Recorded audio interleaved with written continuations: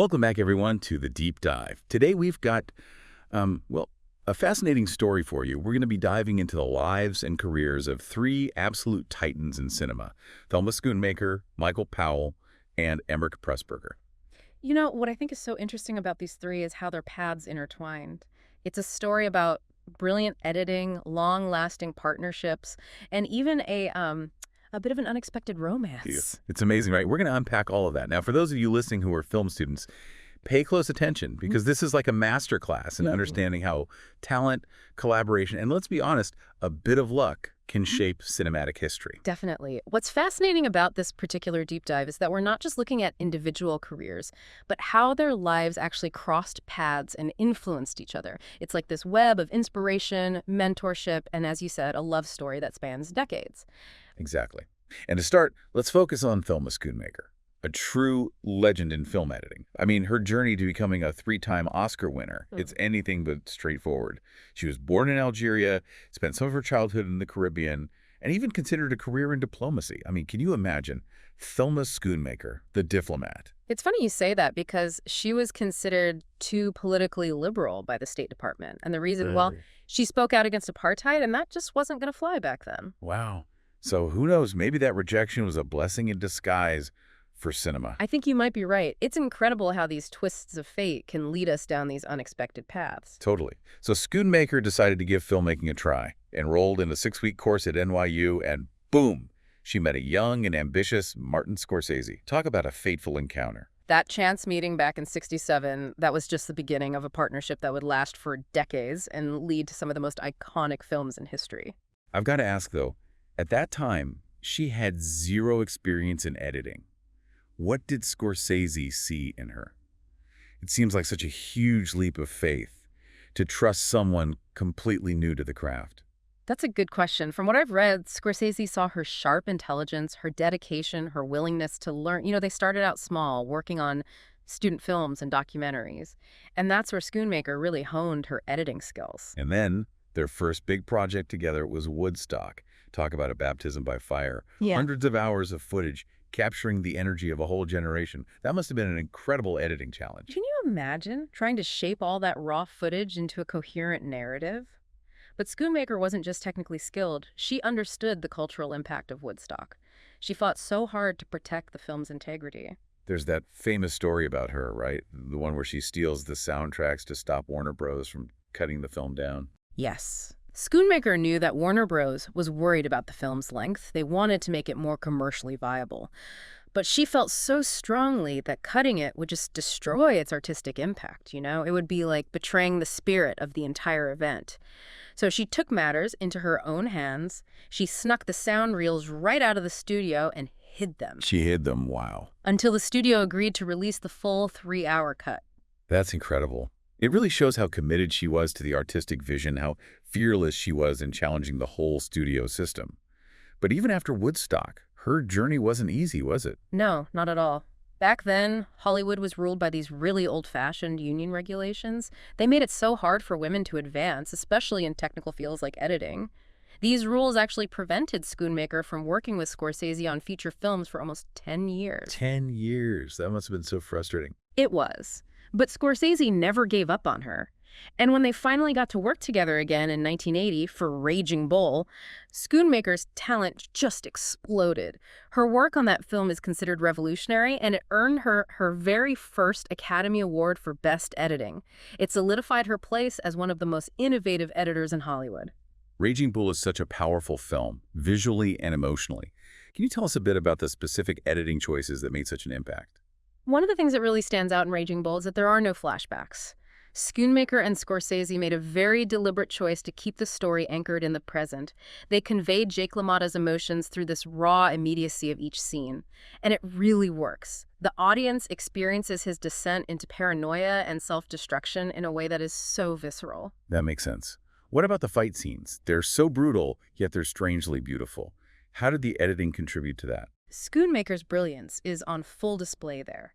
She used slow motion, close-ups, and this rhythmic cutting to transform those boxing matches into something almost like a ballet. It's incredible.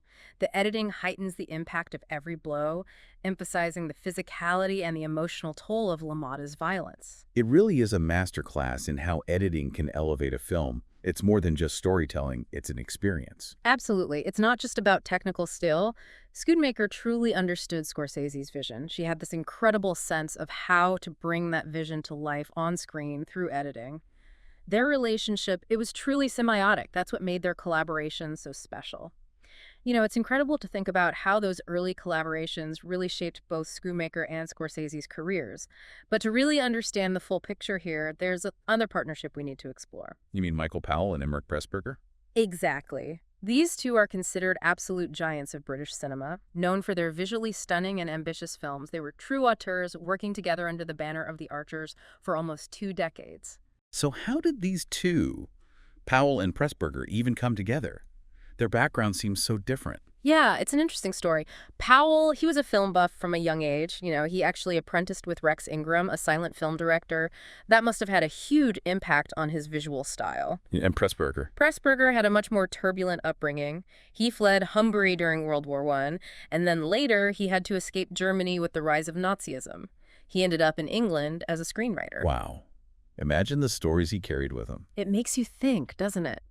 And eventually, all those diverse experiences merged into this incredible filmmaking partnership. So what made their collaboration so unique? What was it about them that worked so well? They had a very clear division of labor, which honestly probably made them super efficient. Pressburger, he usually came up with the initial story ideas. Then he and Powell would work together on the script. After that, Powell would take the lead on directing. But they were both involved throughout the entire process. I remember hearing about their Archer's Manifesto. What was that exactly? It was like their filmmaking Bible, a set of rules they swore by. Things like absolute artistic freedom, originality, and pushing the boundaries of what cinema could be.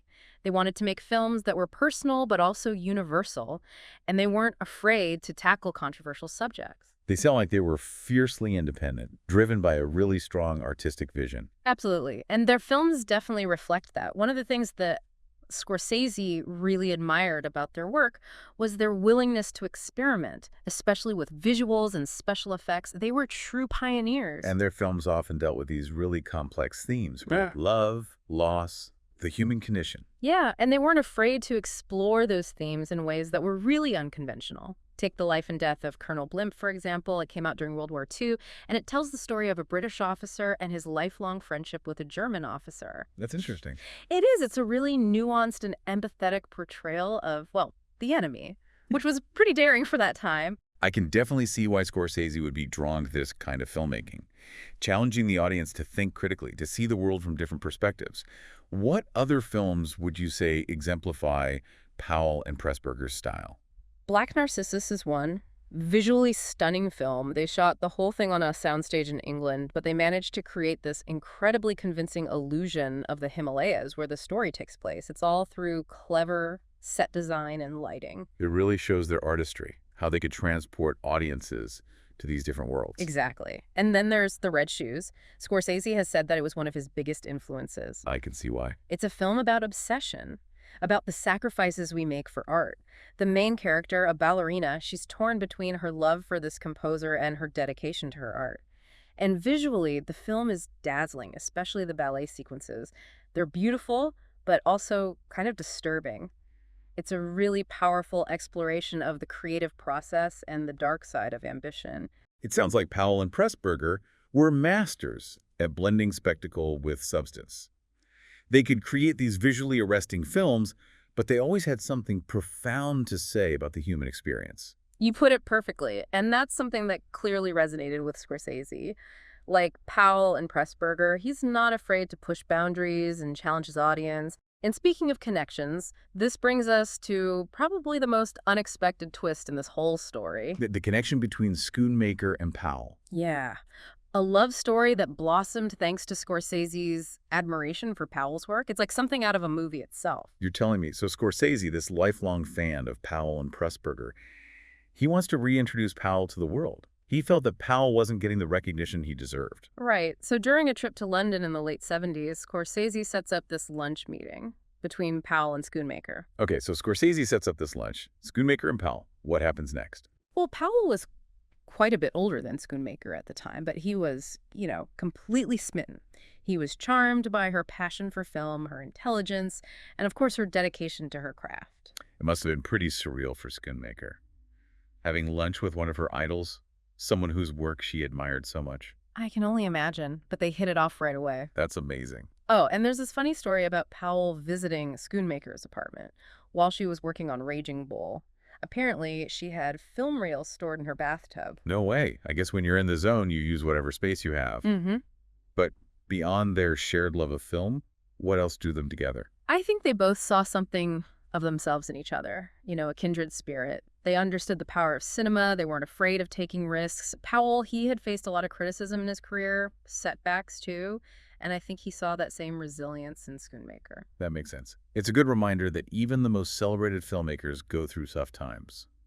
Finding support from someone who understands, that can be so valuable. It really can. And Schoonmaker found a mentor in Powell, someone who'd been through it all and could guide her. He encouraged her to trust her instincts, never compromise her vision. And this brings us back to Scorsese and Goodfellas. You know how he was having trouble getting the film made? Studios were really nervous about the violence, the drug use. Right, and apparently Schoonmaker was having her own doubts about the project. Really? Yeah, she reached out to Powell, for advice. Powell, he read the script and immediately called Scorsese. He told him, "This is the best script I've read in 20 years. You have to make this film." Wow. What a vote of confidence. And from Powell himself. It was. And Scorsese took his advice to heart. He pushed forward with Goodfellas. And, well, you know the rest. It became one of his most celebrated films. And to think, Powell's encouragement of Schoonmaker might have indirectly helped create a masterpiece.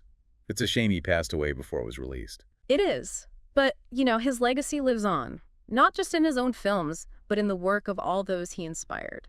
It's amazing to think about how Schoonmaker, Powell, and Pressburger, all their stories are connected in this web of mentorship, collaboration, and love. Their journeys really highlight how important creative partnerships are. And how the influence of just one artist can ripple through generations. Exactly. So I think the big takeaway here for any aspiring filmmakers out there is find your tribe. Find the people who get you, who support your vision. Learn from those who came before you. And never be afraid to take risks, push boundaries. Well said. And for our listeners, remember this. Film history isn't just about dates and titles. It's about the people who created these works of art, their lives, their passions, and the connections they made along the way. It really is. So next time you watch a film, take a moment to think about everyone behind it, the stories behind the scenes, the legacy of all those who dedicated their lives to the magic of cinema. It's pretty incredible when you think about it. Thanks for listening, everyone. We'll see you next time for another deep dive.